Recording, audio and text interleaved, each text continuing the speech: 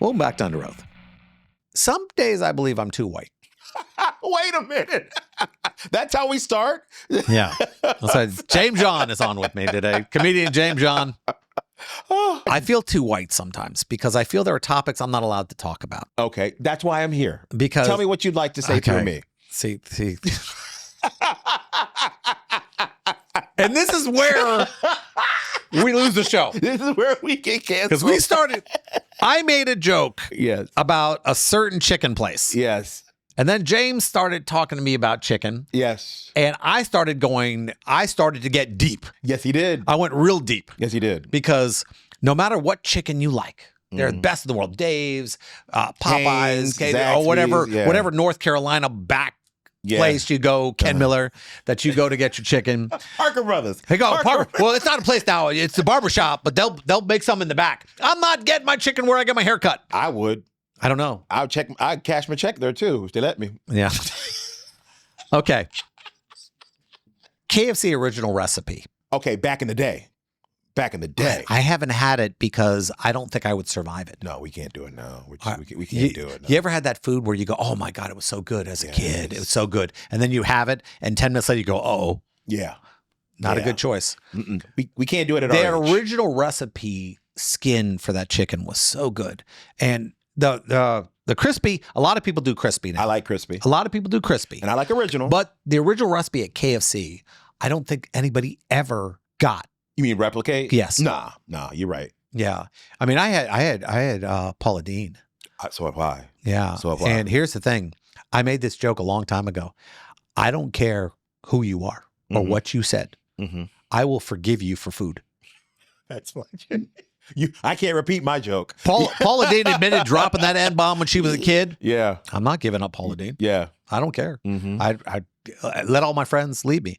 I made the joke. I said, I want you to know, if Hitler made some good cookies, I'd eat those things. That's funny. I go, ooh, those Hitler cookies are good. Oh my God. Did you have the raisin Hitler cookies? Oh, how do you eat Hitler cookies? Have you tasted a Hitler cookie? Oh my God. Those Hitler cookies are amazing. I'd say the word Hitler cookies 400 times if they were good. Oh my God. They go, Jeff, you don't understand 6 million people, but the cookies. Hitler Scout cookies. Hitler Scout cookies. Oh my God. $6 a box. Oh my. Now, you're going to be mad, but you can't be. You can't get political over food. No. Oh, well, you don't understand. I have never met a gay friend who said to me, oh, Chick-fil-A? Yeah. He'd go, you drive through. Yeah, we can't go inside. We can't go, but you can pick it up for us. Pick it up for you us, still eating the Hitler cookies. Yeah. That counts. Yeah. The worst one for me, though, when people say, you're a grammar Nazi. Wait a minute. Whoa. Whoa. First off, I went to school in Florida. No, I'm not. No. Okay, that's the thing. Hey, we got a Popka High. No. Oh, no, say the name. You know. People go, what are you talking about? I got the highest score in my GED there. No, stop it. If your high school is giving out GED. Yes. They go, oh my God. dun, dun, dun, dun, dun, dun, you know. And this is where we get canceled, Jeff. It's been a great run. Trust me, I don't have that many people from Apopka. I'm from Apopka. Oh, you're not even pronouncing it right. Oh my God. Wait, hold on. There's an A in there. Somewhere. Popka. Speaking of food, I got a good question for Legally Screwed for you. This is a good one. Okay. This is a good one. Okay. All right. I bit into a McDonald's nugget and hit actual bones that cracked my molar so badly a piece fell out. And now I'm freaking out because fixing it and whether I have any recourse. Expensive. Very. All right. First thing you do when that happens is go directly to the manager. Okay. You have a phone on you. Take a picture if you spit that bone out. Okay. Take a picture of the bone and tell the manager. Okay. You need to file an incident report immediately. With McDonald's. Right. First. Right. Because what'll happen is this. You're going to walk out. And this is if you didn't listen to me. You're going to walk out. You're going to get home. You're going to go to the dentist. And then you're going to, well, I went to McDonald's and this happened. They go, we have nothing. Yeah, nothing. And you're going to go, well, see, this was the McNugget. And watch this. They're going to say, it is impossible that a bone found its way to a McNugget because McNuggets aren't made out of chicken. It's a paste we make it out of. Gotcha. That could be one of the arguments. Yes. I've seen that before where they go, we don't really use chicken. in our stuff. Mm-hmm. I mean, like some of the stuff that's in that food, you'd go, is that technically food? It's like how much tuna is in the tuna fish sandwich at Subway? Correct, because that's a real thing. They found out it's not all tuna in there. What is this? You know, and like imitation crab with a K, Alaskan kingfish. Normally, there are a lot of substitutes we use where we're going, oh, there was a bone in this. It's impossible because there are no bones. Or when they found we have a rat in a Coke bottle. I remember that. Okay, and they go, let me make it clear. There's no way it could get in here. No. And but if you at the scene, you go, this is what happened, you should be fine. You should be. I've had dental cases before where somebody chipped a tooth on something and we showed it. There's also some things where they commingle the food now because a lot of people are allergic. That's why every restaurant only asks you, do you have any allergies? Because we cook in the same stuff. And especially now that it's become more prevalent that people have celiac disease. Like my son, you can't digest gluten or process it. So what happened to us? I don't know, man. Something happened. Wheat happened. You know what happened? They changed the wheat on us. They changed wheat. Wheat is called... You think wheat is the way they did? Franken wheat. So why don't they just GMOs. flip it? They have the seeds. No, because it's more cost effective to do it this way. So it's like the Pinto cases. Correct. It's cheaper to pay off than actually change the car. That is correct, my friend. Yeah. I date the Russian I date. She's always telling Who's not really Russian. No. She wears black. So a friend of ours like, she Russian. Ken Miller immediately goes, she Russian? I thought you were Russian. Yeah, she's from West Virginia. Thought it's Puerto Rican makes her Russian. That's how it works. And she goes, I'm not Russian. And Ken goes, really? Yeah, so now you're Russian. So the Russian is always telling me, oh, this is pure ingredients. No. And I'm going, no, it's never what we're supposed to eat. No. They go, oh, this is cream cheese, but it's pure ingredients. I'm going, so there's actually no cheese in it. It's, chickpeas. If you have chickpeas in something, that ain't real. Nope. No. And it's not going to taste the same. No. And I'm tired of people telling me, oh, it's almost exactly like it. No. That's for people who don't eat this food normally. Correct. You know, it's like imitation pork. Oh. Like bacon, near bacon. No. What? No. You cannot make anything taste like real bacon. Real bacon is just real bacon. It's delicious. And the worst thing is anytime they try to imitate meat, it's worse than actually eating meat. Yeah. Because Impossible? They load it with sodium. It tastes just like a steak because it's salty as hell. Yes, it is. No, it's a salty cucumber is not a meat. It's going to kill you before the real meat kills you. Yeah. So yes, you can absolutely. I have filed suit against fast food restaurants for this stuff. I have filed for bench. I had a client who sat down on one of these plastic. I had a client who sat down at the table, and the minute they sat down, the table collapsed. Oh wow. I mean, collapsed. Okay.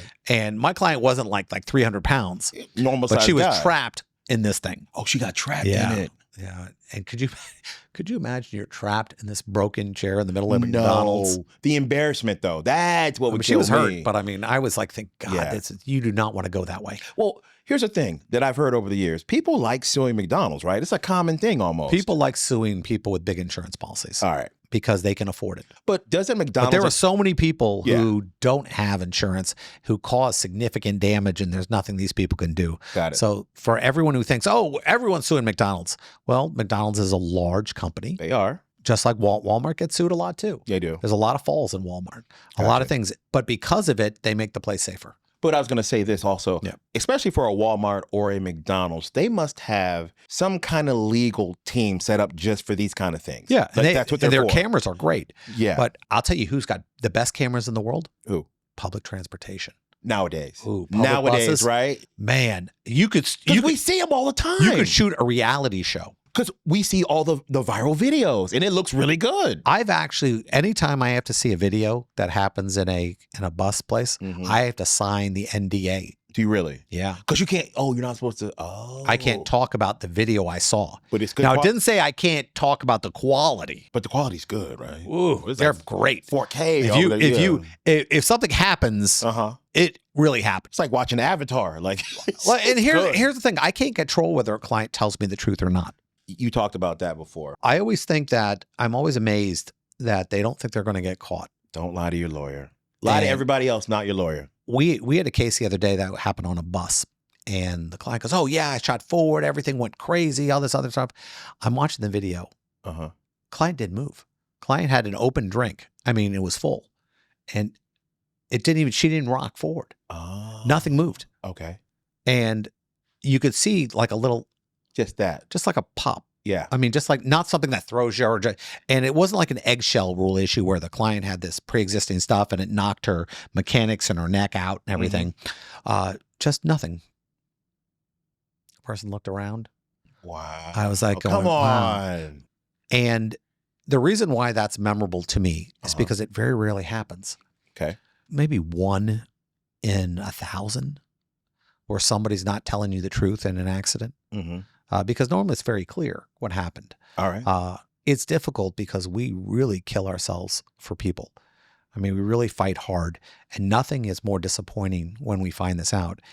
And the biggest complaints I get sometimes are when I have to let a case go, and they get furious at you. And I'm going, are you furious because you got caught lying? There you go. I saw body cam footage, and I called the client up and said, listen, everything you told me was not real. I can't move forward. Now, there are attorneys who will go, oh, we'll just keep fighting. That's crazy. But they're not supposed to. You shouldn't push forward with something that you can't prove or believe in, or you're dealing with dishonesty. Very rarely that happens. But when that happens, you have to put your morals forward. You have to realize that your word is your bond with other law firms, with judges, with everything else. And if you proceed forward on something that is false, then you damage everybody else you represent, and you get that reputation.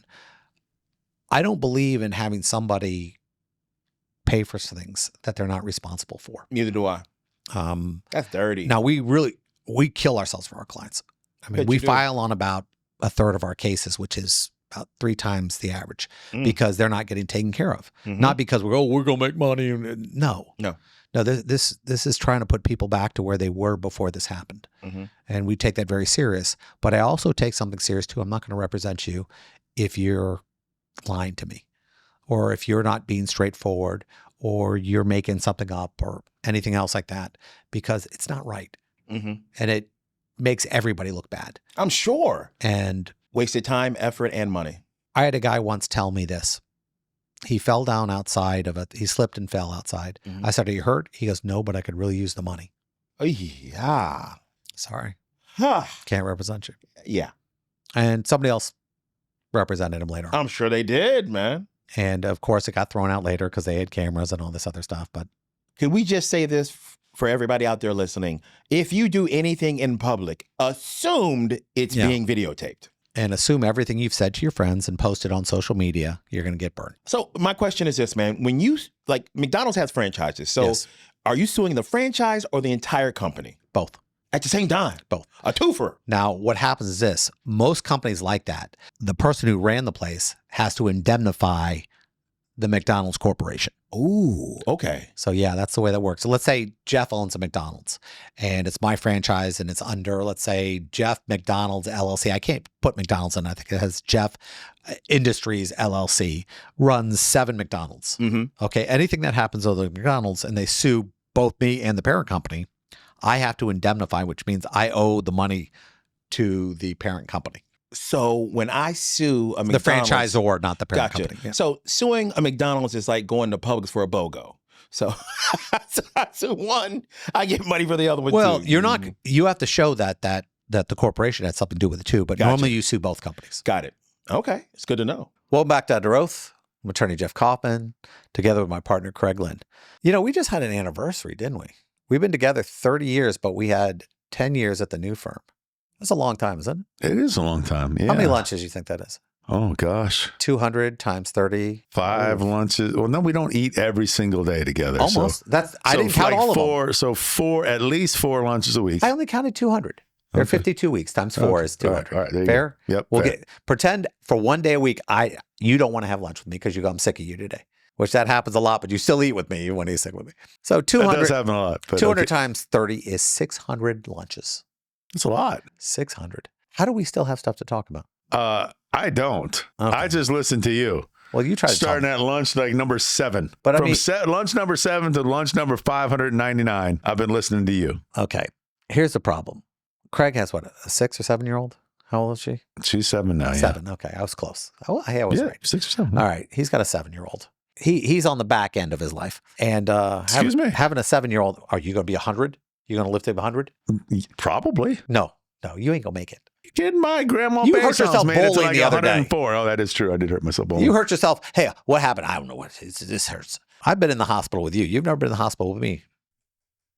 Oh, you just jinxed No, yourself I did the knock thing Yeah. on Formica or cheap furniture. Yeah, I don't think that counts. No, it does count. It does count. But he comes to me with kid stories. I graduated from kid stories like 20 years ago, where we could share, like we have our play dates with our kids now. And he'll come up to me and say, hey, man. You know what? You never had play date. Even when our kids were the same age. We got kids the same age. I got a 21-year-old. Mm-hmm. You have 2 21-year-olds. Yes. This MFer is too good to drive on this side of Lee Road, on the Seminole County side of Lee Road. Technically, it was a 30-minute to 45-minute thing. I invited you to everything. Thanksgivings, birthdays, yes, party after party after party. Never, not once. You were ridiculously kind. Once. It was ridiculously kind and generous. Oh, don't flip that on you me. Were no, that's my amazing deal. about how that's kind and generous. No, you don't get to do that. No, I do that to you. You don't do that to me. Okay. Equality doesn't exist. He'll start telling me, oh, my daughter did this cute thing today. And you know what I should have him do? I need him to record all these stories and I can play them before I go to bed because I'll be out cold in like a minute. It'll be like, I was at the and she did the cutest thing. And because I automatically go somewhere else. I'm embarrassed to say it. Sometimes I ask him how his weekend was and I do it to be polite, but I'm kind of hoping he doesn't tell me. He doesn't care. Jeff has, and write this down because you might know somebody else in your life that's like this. He has what they call main character syndrome. And that's where Jeff thinks that he's the main character of my show. Obviously in his own story, but he's also the main character in your story. Yes. Any story you have, he's also the main character in that one. I probably am. See? Yes. Because you'll go, I had to call Jeff. Because I guarantee some of the funniest moments in your life, I was there for. Oh, yeah. You are funny. Okay. There's no question that you're funny. It's not my fault that crazy crap happens around me. It always does. We have suffered the weirdest things in the world. FBI, hurricanes. We had 6 offices, and the hurricanes back in the early 2000s, it was 3 weeks. Every one of our offices got hit. In fact, one of our offices avoided getting hit. The hurricane went out into the ocean, did a U-turn, and came back and hit the office. It did a figure 8. Just hurricanes can do figure 8s. I didn't know they can come back. I thought they go in one direction or they move around a little bit. I never heard of it coming back. And I think the point was it was going, okay, I don't want to spoil these guys. We had generators in the parking lot. That's when we had a title company. Remember that? We had 6 of them, and we didn't know enough about generators to know that you need to be far enough from the buildings that the fumes don't get into the building. And we had our receptionist who was on the phone. She got lightheaded. Her head hit the desk. I was like, "What the? Oh God, we almost killed the receptionist." Yeah. That was pretty scary. Yeah. So we've had some interesting moments. We've had some funny moments. I mean, when we sponsored WWE Raw, we're in the ring during WWE, doing weird things, and that's when I knew things would go off the rails. Sometimes you fly too high. And I looked around and looked at, like 50,000 people looking back at me. I'm going, uh-oh. Uh-oh. What do we do? This ain't good. So, yeah, it just so happens that we've had 30 years of great stories. I mean, we've had some crazy some people. Good stories, yeah. We can't even tell them all because we've signed NDAs. We should do a movie, though. We should. We should. They wanted to shoot a reality show. They actually brought a whole crew in here for like 2 weeks and shot a reality show. And there is nothing real about a reality show. I didn't know that before they started trying to film us. Everything was staged. Everything is staged. Everything. They have writers. That's the dumbest thing. They should have just put mics on us and just listen to the audio at the end of the day. That would have been 20 times more funny than anything that they set up. Just the kind of stuff, a producer will come up to you and go, "Hey, Jeff, how you doing?" "Oh, having a good morning. Everything's great." We don't need everything great. I'm like, "Well, what are you looking for?" He goes, "Could you be mad at somebody right now?" I go, "What do you mean? Is there anybody in this office that you could yell at right now?" The IT guys, there was a problem with my computer earlier. Bring him in. Yeah. Just yell at him. Just arbitrarily yell at this dude for the IT. I felt like that judge who got busted in Texas for yelling at somebody. It was so silly because he was like looking at me. He's mic'd up, wondering what he did. I don't know what he did, but for 20 minutes, we're going to pretend you did something. Yeah, and that's the way it all works. Yeah. It's every reality show, and the only time that doesn't happen is when you look at the reality show and there are no writers on the back end of it. Look at everything. See if there are writers. You go, why do you need a writer?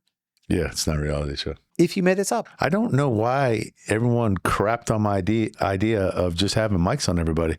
That would have been fantastic. Because you still needed the cameras. The cameras would have to be on you. No, you animate it. You do like the Simpsons animation. Oh, you think they had the money? You think this group had the money to pay animators? Yeah. No.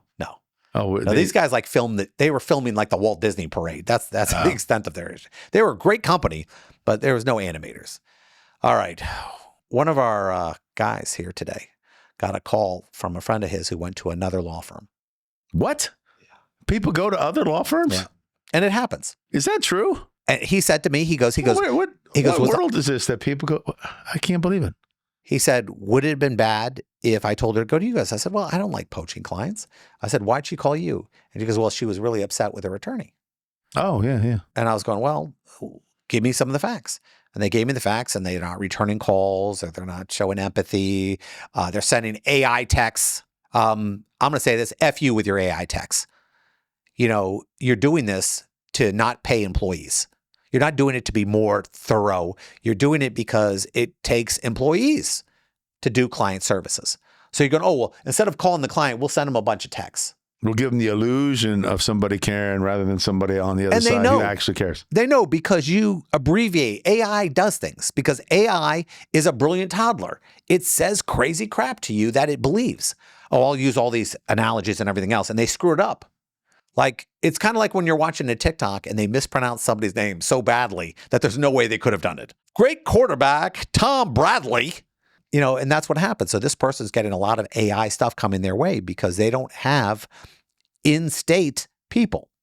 Now, there are a lot of foreign national companies that handle some client services now. And I'm not saying they're not good, but they're not in-house. So this is what's happening. She's being treated poorly by AI and by, independent contractors working out of Costa Rica. If you're thinking of firing your attorney, unless it's us, then you should never fire us. You should call me directly first before you do that so I can talk to you.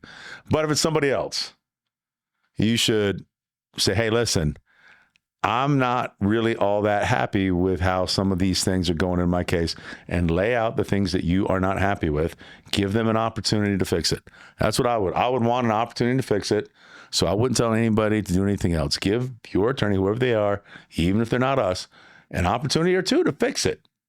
And if they care, they're genuine with you, they're authentic, and they reach out, they give you your cell phone number. I do that all the time. If they seem to care about you, then maybe give them a second chance. Now, there are clients out there who are difficult. They see things on TV, they see a billboard, and or they'll run the scenario through ChatGPT, right. And then now I'm arguing with somebody who has a ChatGPT legal degree. Right. I should have went to trial a year ago. You're going to go, well, let me explain this. This courtroom in this specific county, this is how long it takes. We can't speed that process up. There's nothing we can do. And, well, my friend got $50 million. I'm going, well, why don't you can explain your kid? Well, his kids died. Oh, okay. Yeah. All right. You got hit from behind at 5 miles an hour. You've got about 5,000 in medicals, and you want $1 million. Now, here's a fact that they don't put on a billboard or anybody explains to you. Normally, the amount you receive is a multiple of your medical expenses. And a good settlement is between 2 and 4 times your medicals. That'd be considered an okay settlement. A super settlement would just be ridiculous money above it. But let's say you have $10,000 in medicals. If you got offered $30,000, 30 to 40, that'd be an okay offer. If you think you're getting 100,000, 10 times your medicals, it's not going to happen. And well, if you have an auto accident case in Florida, you can't get anything other than your medical bills unless you have a permanent injury.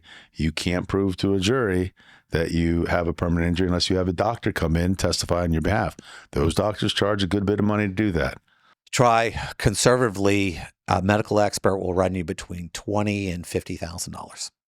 Closer to 20 most of the time, unless it's some super specialty set. Well, we've seen it, and I don't want to. But if you, God God set forbid, the you need a crash report. I mean, a crash expert, like an expert in physics, to be able to prove how fast the cars were moving. And then you also need an orthopedic surgeon. Now you're looking at 2 experts at 15 to 20 each, and that adds up quickly. Better than that, when you have a slip and fall, we need to get a viscosity expert to tell how slippery, and that's a scientist. Coefficient friction. Ooh, he has handled so many of these issues where he'll look at me and goes, "Well, you don't understand, Jeff. It was coefficient friction. I can tell you what tribometer. Yeah, do you know what tribometer is? I assume it does. It's not what you test your anal temperature with. No, it's a device engineers use to put on a surface to test how slippery it is with dry or wet conditions. So they can modify the conditions to see if. You know how mad I get when he calls me up and says, "Hey, Jeff, the expert wants to charge $10,000 to test how slippery the floor was." I'm going, what is he doing? Well, he sticks this device and he wets it and he doesn't wet it. I'm going, how is this guy getting paid this? And the fact is this, that's what you need. You hire an expert. The insurance companies, they're going to do it because the attorney on the other side doesn't care. It's not his money. The insurance company will pay it all day long because they're used to paying millions of dollars. They just don't want to give it to you. What is that? Tribometer? Tribometer. So now we've taught you a new word, tribometer. Today we have actor and children's book writer, Steve Schirripa. Steve, how are you doing? Good, buddy. All good. Everything is fine. I've loved you in everything you've done, but last night I got a taste of something that I didn't expect. I was rewatching Dexter Resurrection. It's suddenly I'm staring right at you. You're playing this truly bad dude. And the character must have been so much fun because you didn't even have to pretend to be likable.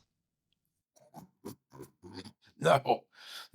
And I'm only I don't want to be a spoiler, but I'm only the second person that made it off the table and didn't die.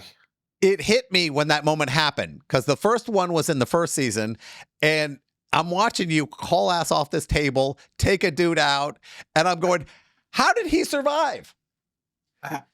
So that's fun. That was a lot of fun to do. I run out in my underwear. We shot that on 14th Street in a real beauty salon here in New York City.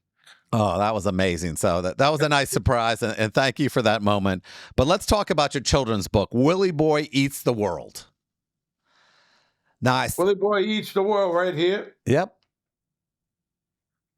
It is a children's book based on my dog, Willie Boy, who is 7-year-old wiener dog.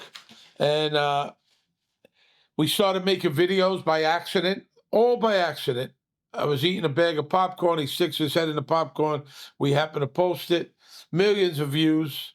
And we continue to feed him. He loves going to restaurants. He loves eating like I do. And so he's got over 100 million views on his videos. Wow, that's amazing. Eating all kinds of stuff. And so, do it, monetize it, nothing like that. It made people happy. We got thousands of comments. Makes me happy. Willie Boy makes me smile.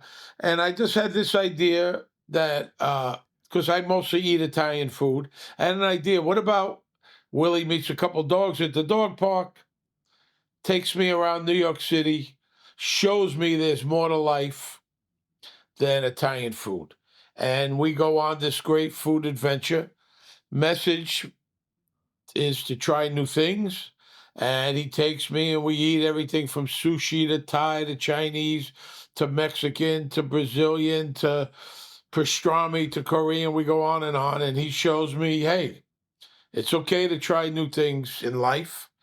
And not only food, but new things, period. So, a lot of people don't know how hard doing a children's book is. I've written comic books, I've written novels, I've done stand-up, but a children's book you have to get right, and you only get so many sentences.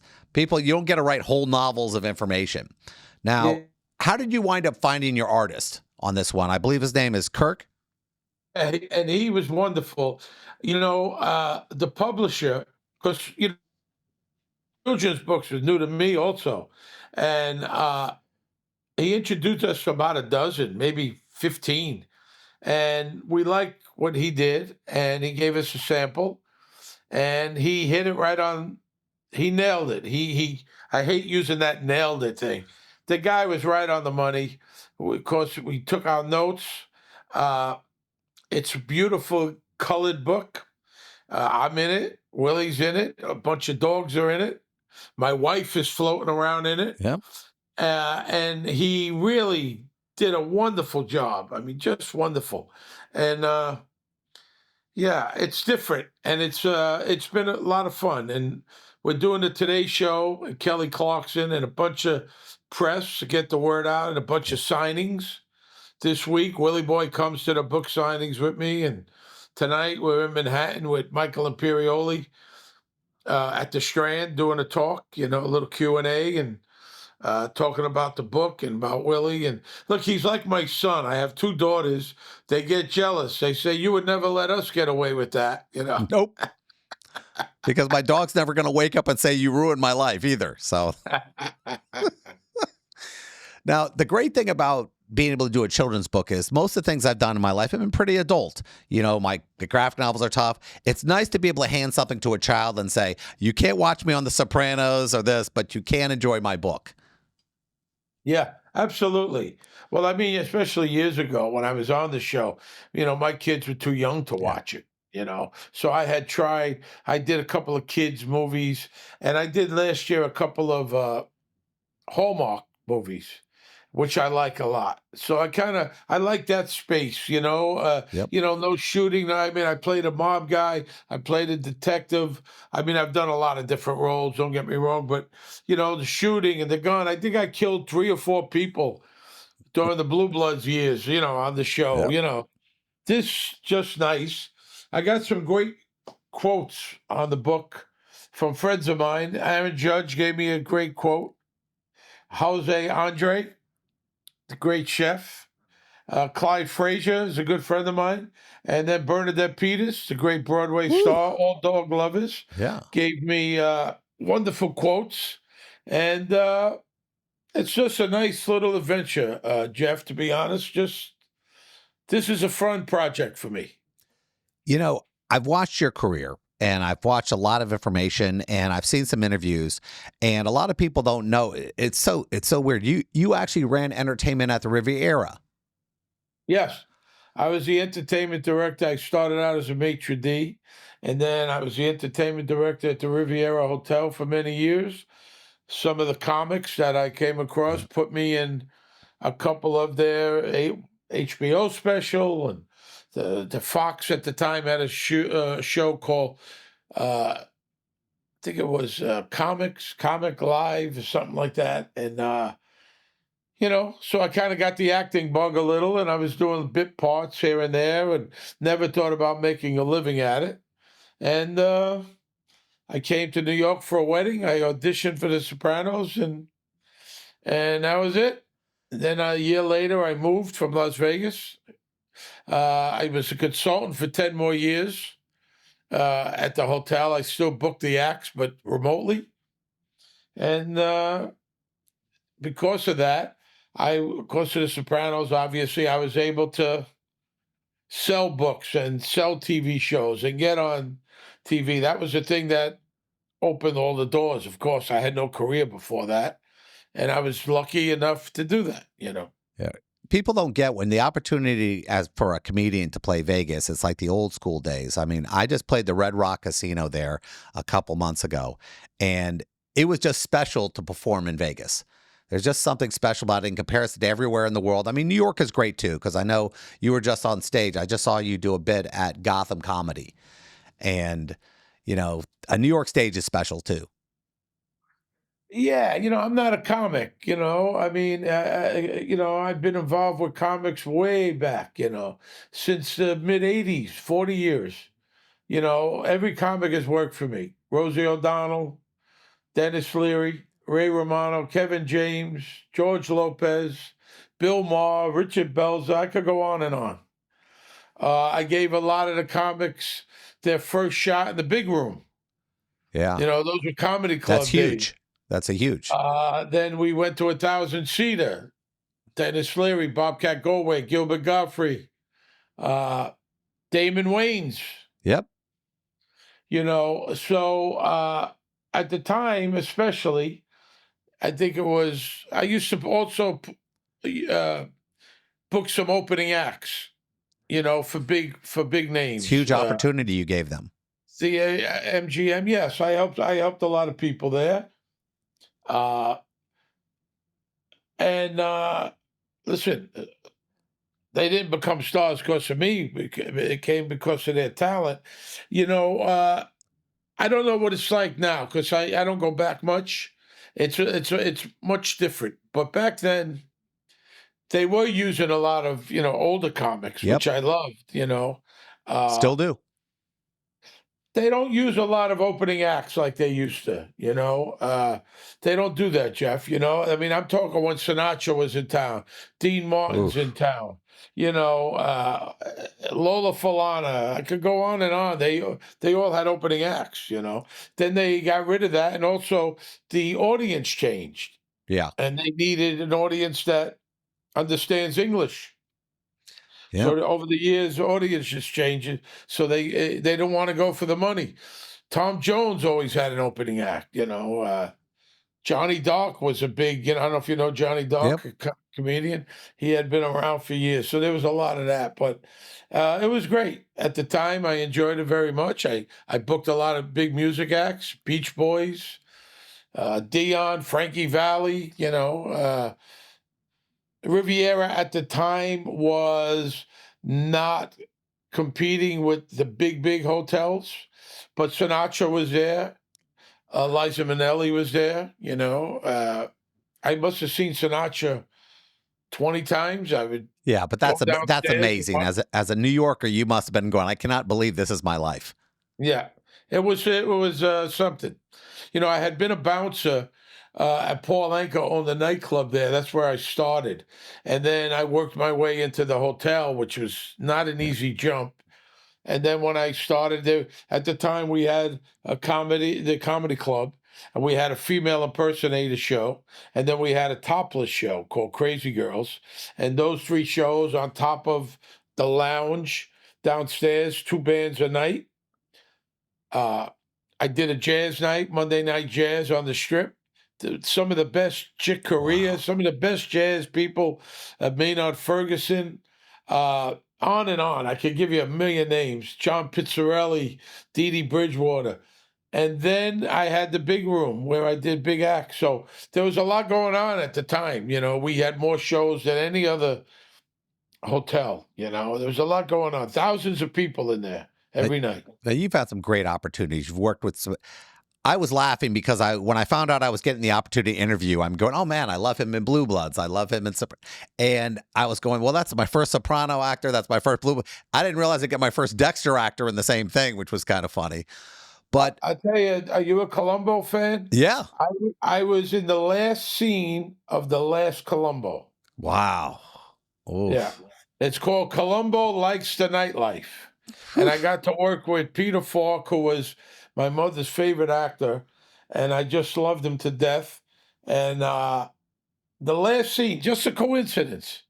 I auditioned, I get it, and it winds up being the last scene of the last Columbo ever. Wow, that's amazing. Yeah. Now, last scenes, I've talked to a lot of people, whether it be on Walking Dead or somebody else, when they discover that their character is getting killed off. And I go, did your agent tell you? Did the director come to you? Did a friend on the set come to you? And when you're in a show like The Sopranos and they go, hey, are you given a warning, or is it like the week before, or do you know it's going to happen all season? I was told. Now, everybody's different because there's some people, when you're doing these shows, right, you sign a contract, and then every year they pick up your option.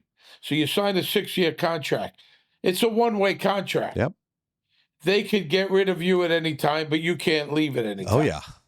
So some people knew 5 or 6 months, and they had to work knowing that this is it, man. Yeah.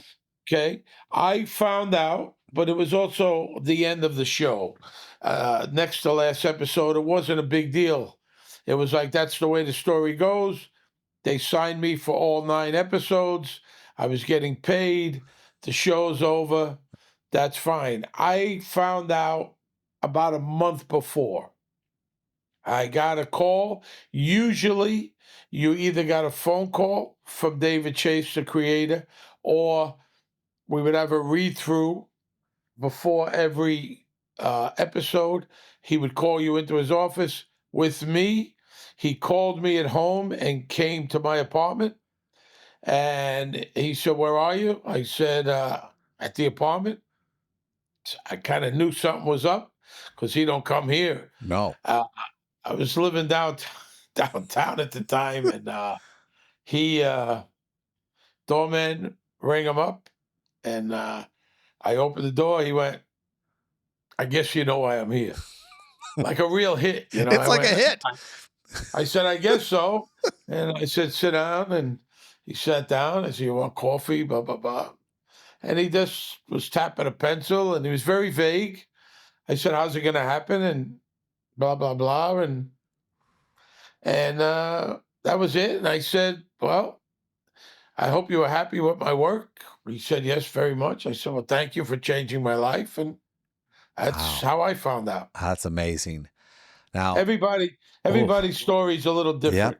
I was kind of flattered that I was flattered that he came to my place, you know? yeah, that's just amazing. I can't even imagine that. Wow. Selfish part of the show. I have a daughter. She's 20 years old. I always get advice from actors, producers, directors. You got into acting later in your career. What would you say the most important thing for you as far as educating yourself to be able to do this for a living? I think you need to get in class, find an acting coach that works for you. I didn't like class. I worked one-on-one with numerous people for 20 years. I worked with a guy that I would work on the scene with him and sometimes go directly to the studio and shoot it. People think you go to college for 4 years, you know everything.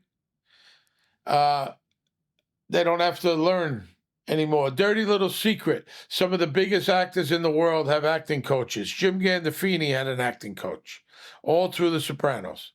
You have to know what you're doing. And I've been doing this a long time, and I still, in certain instances, get help. I love that. That's number one. You got to get ready. You're going to get beat up. Everyone knows that.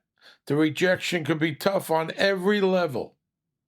I don't care. You say, well, I don't care what level.